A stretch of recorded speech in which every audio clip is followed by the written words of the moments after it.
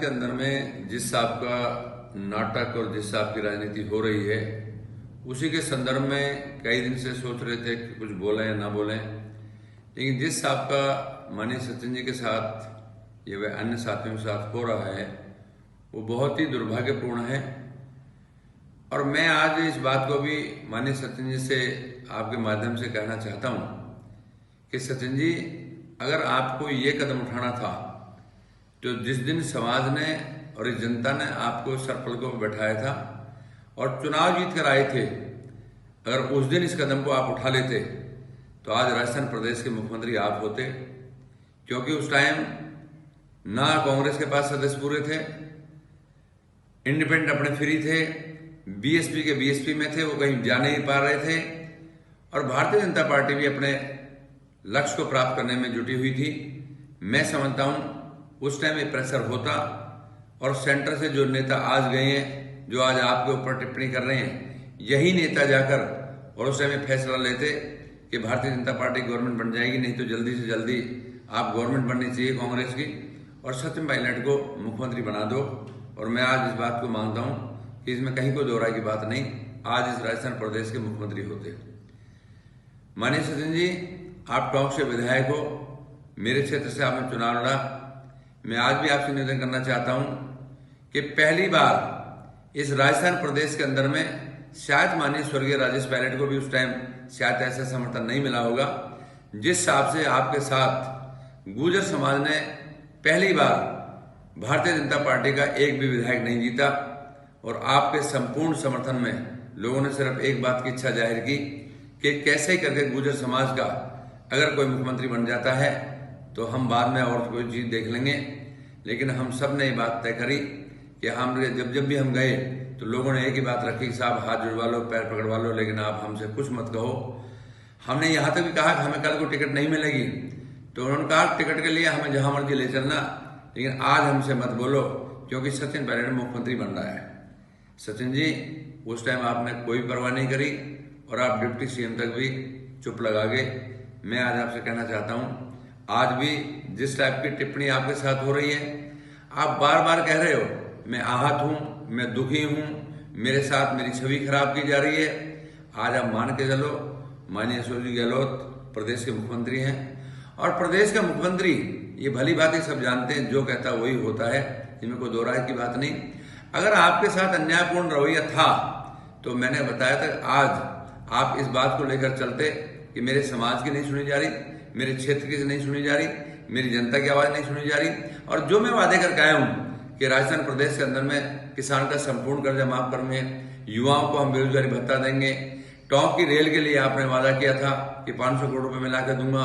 आज किसी मुद्दे को अगर लेके छेड़ते तो शायद हम सबको अच्छा लगता कि माननीय सचिन जी पायलट ने अपनी बात को रखा है और इसलिए उनको बाहर निकलना पड़ रहा है। सचिन जी, आज आपसे निवेदन करना चाहता हूं कि समाज तो आज भी आपके साथ लग जाएगा, समाज में कहीं कोई वो नहीं है, समाज तो ये बात चाहता है, लेकिन आपको फैसला लेना होगा, आप फैसला लो। मैं आज आपसे निवेदन करना चाहता हूं, आपके साथ तो ये जोरार हो रहा है, उसके बाद भी आप फैसला नहीं ले पा रहे। मैं इस भारतीय जनता पार्टी का सांसद हूं, और जहां देश का प्रधानमंत्री माननीय नरेंद्र भाई मोदी बैठता हो, उस लोकसभा के अंदर में भी मैंने खुद ने बात रखी थी कि माननीय प्रधानमंत्री जी, मैं आपसे निवेदन करना चाहता हूं कि भारतीय जनता पार्टी के समय में 72 लोग गुर्जर शहीद हुए थे, और हमारे घोषणा पत्र में भी था। मैं आपसे निवेदन करना चाहता हूं कि 5% का आरक्षण 9वीं सूची में डालकर और गुर्जरों का आरक्षण दिया जाए, नहीं तो गुर्जर फिर कहीं रोड पर आएगा और फिर आंदोलन होगा। मैं सांसद था और उस लोकसभा में अंदर कभी बोल भी कोई नहीं सकता। आप तो खुद भारतीय जनता पार्टी के समय में जब ये 72 शहीद हुए थे, आप कांग्रेस में मंत्री थे, आपने एक जिक्र भी नहीं किया था। लेकिन मैं आज आपसे कहना चाहता हूं कि आप इस बात को उठाइए कि मैं समाज की वजह से है। आज आप कुछ सोच के देखिए, 1.25 साल के अंदर में आपने एक दिन एहसास नहीं करा पाया इस कांग्रेस पार्टी को कि आज अगर कांग्रेस पार्टी की सरकार है तो मेरे समाज की वजह से है, मेरी वजह से है। आप तो पता नहीं कहां शांत हो गए। लेकिन मैं आपसे निवेदन करना चाहता हूं कि आज भी आप फैसला लो। आज भली भांति जानते हो कि गुर्जर रेजिमेंट का जिक्र आज तक किसी ने नहीं किया था। मैंने उस लोकसभा के अंदर में गुर्जर रेजिमेंट की मांग भी की थी, और उसी दौरान में कहा था कि माननीय मंत्री जी, रक्षा मंत्री उस टाइम मनोहर पर्रिकर जी थे, कि माननीय रक्षा मंत्री जी, मैं आज आपसे निवेदन करना था, जम्मू कश्मीर में आतंकवादी घुसते हैं, आज गुजर बकरवाल के बच्चों को शिक्षा में छूट दे दो। मैं आपसे वादा करता हूं, अगर गुजर बकरवाल के बच्चों को शिक्षा में छूट दोगे और गुजर का बच्चा भर्ती हो जाएगा तो हाथ में बंदूक भी मत देना, डंडा भी दे देना। अगर आतंकवादी फटक जाए तो मेरा गुजर नाम मत रहना, सुखबीर नाम मत रहना, मैं आपको वादा करता हूं। और साथियों, मैं आपसे निवेदन करना चाहता हूं, आज गुजर बकरवाल की भर्ती में छुट्टी मिली और सबको आज छूट मिलकर सभी भर्ती हुई। और आज मैं कहना चाहता हूं कि इस देश के अंदर में आतंकवाद को खत्म कर दिया। और तो और मैं भारतीय जनता पार्टी के लिए इस बात का धन्यवादी और आभारी हूं कि भारतीय जनता पार्टी के उस केंद्र के नेताओं ने सबसे बड़ी छूट ये दी कि 8 से 10 सीट गुजर बकरवाल की सीट आरक्षित कर दी और 2 से 3 सीट लोकसभा की आरक्षित कर दी। ये बहुत बड़ा योगदान मेरी मांग के पीछे हुआ। मैं माननीय प्रधानमंत्री को धन्यवाद करना चाहता हूं। और साथियों, मैं एक बात आपसे कहना चाहता हूं कि आप सब भली भांति जानते हो कि माननीय सचिन जी पायलट के साथ जो व्यवहार हो रहा है, आप भी भली भांति जानते हो कि जिस आदमी के साथ आपने पंगा लिया है, इस आदमी को पीछे का बैकग्राउंड देखो। अगर जिस आपके राजनीति में जो भी आज से बहुत बड़े बड़े नेता उभरे थे, आज तो मैं समझता हूं कि आपके बारे में उन्होंने कहा था कि जब 3 साल का सचिन था मैं तब से वहां पर जाता हूं। माननीय राजेश पायलट जी के साथ उनके संबंध रहे हैं, कांग्रेस में थे, कोई दो राय की बात नहीं। लेकिन मैं आज आपसे निवेदन करना चाहता हूं कि स्वर्गीय राजेश पायलट जी वो सामर्थ्य रखते थे, वो हौसला रखते थे, वो उनके अंदर में दृढ़ संकल्प था कि सोनिया गांधी के खिलाफ भी चुनाव लड़ लिया था और फिर भी उसके बाद में भी कांग्रेस की हिम्मत नहीं बनी थी कि उनको बाहर कर दिया जाए। मैं आज से निवेदन करना चाहता हूं, आज तो सिर्फ आप सबके पास पावर थी, आज आपके साथ जो हो रहा है, आज अहम फैसला लो। आज भी मैं आपसे निवेदन करना चाहता हूं, समाज तो आज भी आपके साथ लग जाएगा। आज अपने ससुराल पक्ष को आप पटा लो, अगर ससुराल पक्ष आपका मान जाए तो माई का पक्ष तो आपके साथ लग जाएगा। और मैं चाहता हूं कि तीसरा कदम आप राजनीति में रखो, क्योंकि बार बार इतना अपने आप को बेइज्जत करने का और उसके बाद भी अगर कांग्रेस पार्टी में जाकर आप समर्थन करते हो तो मैं समझता हूं को धिक्कार है उसके बाद में जाना। जिस आपकी आप बात कर रहे हो कि मैं आहत हूं, मैं परेशान हूं, आप भली भांति जानते हो।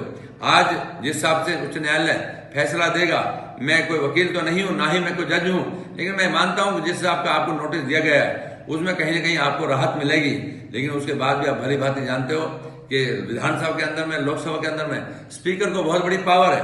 आज फैसला हो जाए, अगर लोकसभा का सत्र, विधानसभा का सत्र अगर अगले 3 दिन के अंदर में बुला लिया गया कि मानसून सत्र का समय भी है और सत्र अगर बुला लिया गया, स्पीकर ने आपको नोटिस दिया, या तो आप आकर कांग्रेस पार्टी के हाँ में हाँ मिलाओगे, अगर कांग्रेस पार्टी के हाँ में हाँ नहीं मिलाओगे, नहीं आओगे तो आप भी भली भांति जानते हो कि स्पीकर की पावर क्या है। स्पीकर आपको नोटिस देगा और नोटिस देने के बाद में आपको जवाब का समय देगा और उसके बाद स्पीकर जो भी कुछ करेगा आप भली भांति जानते हो। मैं नहीं कहना चाहता, लेकिन मैं आपसे निवेदन करना चाहता हूं कि आप इस बात के लिए सामर्थ्य हो कि आज किस बात के आप इंतजार कर रहे हो। अगर मैंने आपको बताया आज अगर आपकी कुछ जान बची हुई है और आपको कुछ राहत मिली हुई है तो कहीं न कहीं केंद्र का डर है।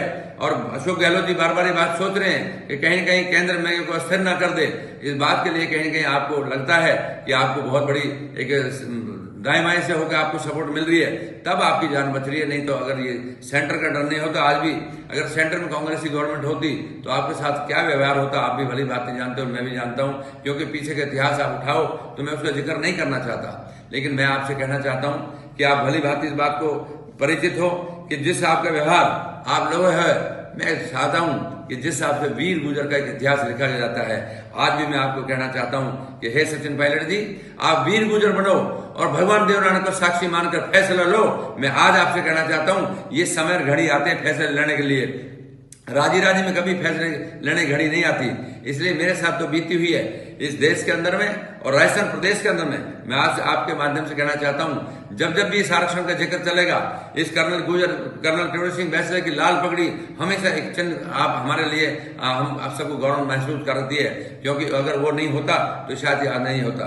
लेकिन आपको मैं कहना चाहता हूं, इस राजस्थान प्रदेश के अंदर में अनेकों रैलियां मैंने अपने हिसाब से की।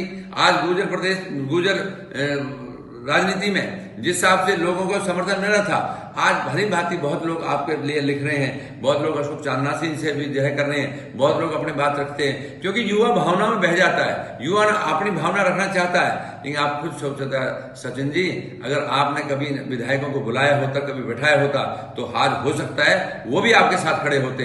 लेकिन आप सब आदमी चाहता है कि भारतीय जनता पार्टी में, जैसे मैं सांसद हूं, मैं पार्टी के साथ रहना चाहता हूं, ऐसे ही वो लोग भी चाहते हैं कि हम मुख्यमंत्री के साथ रहें और पार्टी के साथ रहें। आज वो अगर आते तो मैं समझता हूं आज उन्हें प्यार से, दुलार से अगर आप 2.25 साल समय देते और उनको पुकारते तो अभी आप जाते। मैं आपसे निवेदन करना चाहता हूं कि जिस हिसाब से आपको लोकसभा में 2 बार भेजा, वहां पर मंत्री बनाया, उसके बाद में आज विधायक बनाया, आपको वहां बनाया। विधायक बनने के बाद में भी जिस हिसाब से आपने टॉप की जनता ने आपको मान सम्मान दिया था, उसके बावजूद भी आप कुछ सोच के देखो कि जब तक आप दूसरे आदमी को पसंद नहीं करोगे, जब तक दूसरे आदमी को साथ बैठाना पसंद नहीं करोगे, तब तक समाज आदमी साथ नहीं देगा। आप लोकसभा के अंदर में 2 बार तो मेरे सामने बीत गया, आप उसके बाद में भी हर पंचायत तक आपने हेलीकॉप्टर उतारा। आप खुद सोच के देखो, मैं कहीं एक बार भी आपके खिलाफ नहीं गया। जहां जहां मैं गया, मेरे समाज के लोगों ने कहा कि आप मत आओ, हमें मौका दो। आज जिस दिन आपका मौका आएगा, हम आपके साथ खड़े रहेंगे। जिन विधानसभाओं में 42,000 से आज प्रशांत बैरवा आपने जिताया था, आज प्रशांत बैरवा आपको ढूंढा भी नहीं मिल रहा। जो उसके बाद में मैं 44,000 वहां से निवाई से जीत के आया था। जिस सवाई माधोपुर में दानिश अबरार को आपने गुर्जर समाज की वोट दिलवाई थी, पहले दिन वो आपके साथ आ गया, उसके बाद में आज तक भी आपको नहीं दिखाई दे रहा। मैं अनेकों नाम आपके साथ ले सकता हूँ।